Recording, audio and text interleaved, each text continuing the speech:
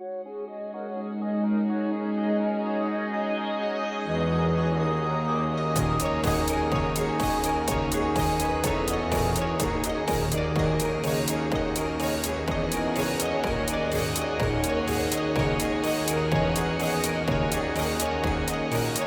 you're listening to Esoteric Drive Time Radio. Before we begin with the traditional show, I think I've got a little bit of something I'd like to plug. See, I've been working on a musical. Do you have a title yet? Or where are you, just in the working stage? I'm in the funding part of my my working process. Oh, yeah. So you do have a concept, though? As much as anyone has a concept, yes. Oh, and you say you're in the funding. What do you have producers on board yet, or is that what you're looking for? Well. See, that's actually why I brought it to the radio show now. I think if all of the people who listen to this show were to send me $200 or so, I think I would be done funding almost instantaneously. You doing this on a Kickstarter of some description? No. If you send money directly to the radio station, okay. $200 per person, I can get the show done in no time. I mean, and think about how much you enjoy our traditional content.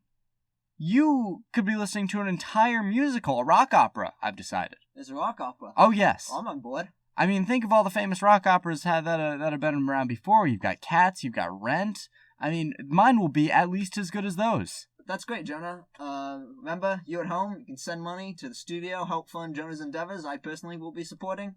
Oh, thank you very much. Yeah, every little bit helps, but $200 per person, please. Mm-hmm. Anyway, back to our regularly scheduled content. We've got a new segment coming out for you, Hobbies and Hoedowns. So, Samson, what do you enjoy doing with your time? I like busy work. Well, that's fun. I enjoy sorting things, picking stuff up, putting things down. I enjoy it immensely. Nothing gives me more pleasure than gradually relocating a resting object to a preferable location. Menial labor is my purpose. I want nothing more. I just want to do normal, busy work. Like storage, I derive meaning from the monotony, pleasure from the procedure, the repetition, the knowledge that I am working to a goal and I will stop at nothing to achieve. It motivates me. It's motivational. And nothing feels better than meeting that goal, putting that box down, filing that paper, locking up the old storage box. Nothing is more satisfying. Sure, it's not for everyone, but it's reasonable and modest work, and I like it. Picking things up, putting things down, you know, busy work. It keeps me busy. I get restless. When I'm at home, I just want to get back to my job. I don't care about the money. If you're doing busy work for the money, well, friend, you're doing busy work the wrong way. You're going about it all incorrectly. You need passion. You need to like sweeping up. You need to like moving things from place to place, relocating objects, picking them up, putting them down, opening and closing filing cabinets, putting chairs on tables. That's what busy work is all about. Keeping busy and doing work. I don't know. It might not be for you. But it's what I do to pass my time, to give my life meaning. It's my purpose, you know. Moving things, cleaning up, putting the chairs on the tables. I enjoy busy work. I enjoy it more than you could possibly imagine. I value it more than a newborn infant values its mother's teat. More than the birds value the wind. More than Kanye West values himself. I love busy work.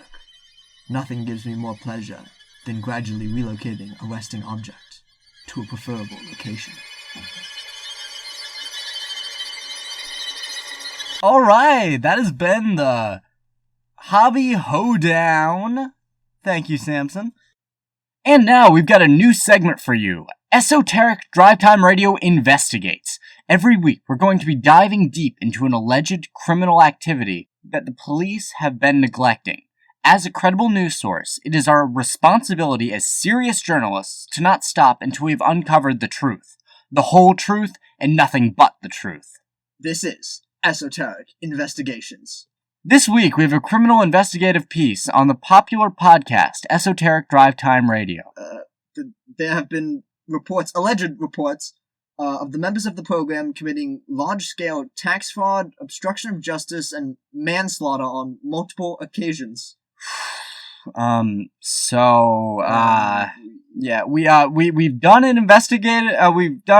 an investigation, and we've determined that it's all false. Totally fabricated. Every single word of it. You can't prove anything, and we cannot be held accountable. That's the scoop. Thanks for listening. This has been Esoteric Investigations.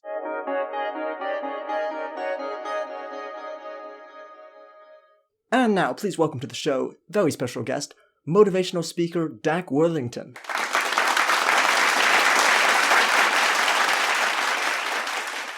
How many people here have seen their fathers die before their very eyes, huh? Well, I have. How many people have been stabbed by their mother? I have. How many people have seen their 3-year-old baby brother relapse and OD on heroin? At least one of us. 'Cause that all happened to me. Guess who saw their pet bird strangle itself out of pity for how bad its owner's life was? This guy. One time, I mocked some pathetic-looking guy for 3 hours. Turns out, I was looking in the mirror. Who saw the best minds of my generation, destroyed by madness, starving, hysterical, naked, dragging themselves through the Negro streets at dawn, looking for an angry fix, angel-headed hipsters burning for the ancient heavenly connection to the starry dynamo and the machinery of night, who poverty and tatters and hollow-eyed and high sat up smoking in the supernatural darkness of cold water flats, floating across the tops of cities, contemplating jazz, who bared their brains to heaven under the L, and saw Mohammedan angels staggering on tenement roofs, illuminated, who passed through universities with radiant, cool eyes, hallucinating Arkansas and Blake light tragedy among the scholars of war, who were expelled from the academias for crazy and unpublishing obscene odes on the windows of the skull, who cowered in unshaven rooms in underwear, burning their money in wastebaskets and listening to the terror through the wall, who got busted in their public beards returning through Laredo with a belt of marijuana for New York, who ate fire in paint hotels or drank turpentine in Paradise Alley, death or purgatory their torsos night after night. Bam. This guy. Alright, so thanks for having me, and remember kids, it doesn't matter how hard you try, all ends the same way. Hey kids! Welcome back to Kids Corner. Now, we're going to cover a bit of a serious issue today. I bet a lot of you out there have seen bullying on TV shows or in real life. Maybe you've even been bullied yourself. Now, if you've ever been bullied, you're not alone. You know someone else who was bullied? The Earth. Now, the other planets used to always make fun of the Earth. They'd say, "Get out of here, blue boy." They'd ask, "Why do you have all those people and animals on you?" But most of all, they'd make fun of Earth because he was flat. You see, all the other planets, even the sun and the moon, are completely round. This made the flat Earth stick right out, like a snake in a pack of gummy worms. Because the Earth was so different, some people on Earth even decided to pretend they were on a round planet like all the others. This is why people like scientists, your teachers, and NASA are lying to themselves, even today. But you know what? Planet Earth is unique, just like you. The way Earth was able to get over the other planets picking on it was that he understood that he was special, and all of the other planets were just jealous. They just wanted to be flat too. Your bullies want to be cool like you, or else they wouldn't even be bullies. So remember, kids, if you're ever being bullied, just explain to them that the Earth is flat, and they need to accept that. Then walk away. Make him stay, make him stay, make him stay with LBJ. Howdy, y'all. Now thank y'all for tuning in to Make Him Stay with LBJ. As always, I'm your host, Lyndon Barnes Johnson, and I will be fielding your questions, giving you advice with your relations, and so on. Walter! Get in here! Why don't you get on reading the first question? Hi, Lyndon. I'm a longtime fan, but this is my first time writing in. I like to think that I'm a nice guy, and I don't think that I'm unattractive, but for some reason, I just can't seem to get a date. Is there any advice you could give to a guy like me? P.S. I love the show. Signed, Single as a Pringle. Oh, well, I knew this fellow once, and he was a real ladies' man. Hell, he got inside more women than you ever saw. And I said to him, "Hey, what's your secret?" And he says, "Well, I go into a bar and I ask each woman if she'd like to fool around." I said, "Boy, you must get slapped a lot." He said, "Oh, hell yeah, I do. But I also got me a lot of yeses." Well, hope to be single no longer. I hope that answers your question. Walter! Next question! Yes, sir, Mr. Johnson, sir. I've been married to the love of my life for the last 15 years, but recently we've been having some trouble communicating, both casually and intimately. I thank my lucky stars that I get to wake up every day next to this beautiful angel, but sometimes I really feel like I'm not being listened to. A lot of the time, she'll head out without telling me where she's going, and come home at all hours of the night. I don't want to clip her wings or feel like I'm being too overbearing. Is there any advice you could give me to rekindle that flame of my marriage? Signed, Neglected Lover. Well, someone once said that the Lord made the universe and rested. Let me tell you, the Lord made man and rested. The Lord made woman, and since then, neither the Lord nor man has rested. Ha ha! Woo! Ha ha! Walter! What the hell is taking so long? We're trying to help people. I'm married to a handsome, exciting, and very fit man. We've had our ups and downs, but in general, we're seen as one of those super couples, and at times it feels that way too. But here's the thing. He constantly fat shames me, to the point that he's hardly been able to look at me naked for years. He's gone through periods where it gets so bad, he appears physically ill if I walk out of the bathroom without a towel. He often tells me that certain clothes don't look good on me, and heckles me over my wrinkles and acne. Maybe once a year I get his ultimate compliment. "You look nice." I work out 5 days a week and eat healthy. But whether I'm extremely fit or have a few extra pounds around my middle doesn't seem to make a difference to him. My patience is now 0. I'm heading toward my mid-40s, and I am trying to talk to him about it. But he gets very angry, turns it around and says, "You just don't understand how important it is to me." Then he shuts down completely. I love him, but this makes me want to leave him. We've built such a great life together, I don't think I could actually do it. What I want is just for once to feel beautiful in his presence. Signed, Soft in the Middle. That right there is a problem with you liberals. You don't know how to fight. You want to get something done in the real world, you're going to have to get your hands wet. You want to take your life to get better? Then show me some damn ownership. These 3 good old boys were talking about the ugliest sound in the world. First one says, "Well, I once slipped in the lumberyard and I felt onto the belt that fed the buzzsaw. And as it was dragging me closer, I could hear the saw whining. And I mean to tell you, that was the ugliest sound in the world." Second boy says, "Oh, hell, that ain't nothing. I once was so drunk I fell onto the railroad track and got my leg all twisted up onto one of them ties, just as a big old freight train was bearing down. I lay there as that train came towards me. Chugga, chugga, chugga, chugga, chugga, chugga, chugga, chugga. And that is the ugliest sound in the world." Third boy says, "You fellas don't know what you're talking about. I once was screwing this purty gal when all of a sudden her husband come home. I jumped buck naked out the window, but he grabbed my balls with one hand and pulls out his big old jackknife with the other and set to opening that blade with his mouth, and the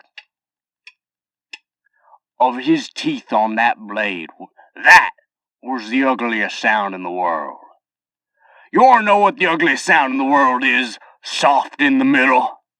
It's the tick, tick, tick of a clock. All the men in my family die young. Hell, I almost died of that heart attack 10 years ago, and I ain't got much time left. Now either you make that man understand that you are beautiful now, or you leave his sorry ass." Now I am sorry to say it, but that's all the time we have here today on Make Him Stay with LBJ. I hope all of you tune in next week, and as always, only you can make this society we live in truly great. Water! Take it out! Make him stay, make him stay, make him stay with LBJ. And now, a presentation on the health of our planet by Professor Eric Shun at the World Climate Control Convention in Nebraska. My fellow citizens of the world, the evidence is undeniable. Our planet is crumbling, and it's largely our own fault. The glaciers are melting, the oceans are rising at a faster rate than ever in recorded history. Weather extremes are off the charts, our air is the most polluted it has ever been, and we are losing thousands of endangered species on a weekly basis. This is unacceptable, and we are the ones responsible.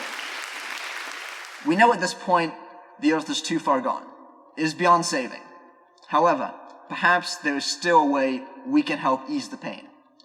That's why I am proposing today we directly begin to help the Earth kill itself. Think of it as a global-sized assisted suicide. A mercy killing, if you will. I assure you, this is the most painless method we could feasibly achieve, and it would benefit everyone, especially dear old Mother Nature. Allow me to present to you my 3-step plan to kill the Earth. Step 1. We accelerate the melting of the polar ice caps using what I have titled CMF, Concentrated Microwave Energy Fields. It is simple. Every world government issues a mandatory confiscation of a country's entire supply of microwave ovens. Those ovens are shipped out to the poles, where in concentrated piles, their electromagnetic energy will melt the ice at a rate 96.887% faster than the current rate. Step 2. Move all government funding into cloning research, so we may quickly be able to produce cloned cattle at an alarming rate. The dramatic increase of cows will in turn create a massive increase in methane being released into the atmosphere, which is a leading cause of global warming. And finally, and most importantly, step 3, we will construct a giant supervillain-style death ray of concentrated hairspray to tear open a hole in the ozone layer. Thank you for coming to my TED.